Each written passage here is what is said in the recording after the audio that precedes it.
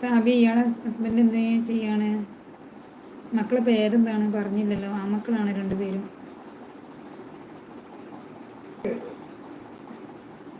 ആ കോഴിയെ കൊന്നു ആ കോഴിയെ കൊന്നു എന്ന് പറഞ്ഞിട്ട് കടയിൽ കോഴിയല്ലേ, അത് ഇന്ന് വാങ്ങിയ കോഴിയൊന്നുമല്ലടോ. പിന്നെ രണ്ട് ദിവസം മുമ്പേ വാങ്ങിച്ചതാണ്.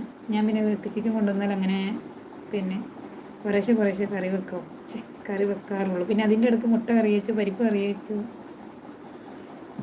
കോഴി കിട്ടിയെന്നിട്ട് അത് അങ്ങനെ തന്നെ പുഴുങ്ങി തിന്നലൊന്നുമില്ല, ഇഷ്ടവുമല്ല. പിന്നെ പെട്ടെന്ന് ആരെങ്കിലും ഗസ്റ്റെല്ലാം വന്നെങ്കിൽ ഫ്രിഡ്ജിൽ സാധനം ഉണ്ടെങ്കിൽ വേഗം എടുക്കാമല്ലോ.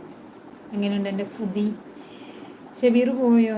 ഷബീർ, ജുനൈദ്, സൽമാൻ, ഹസ്, ചിക്കൻ കട അടിപൊളി.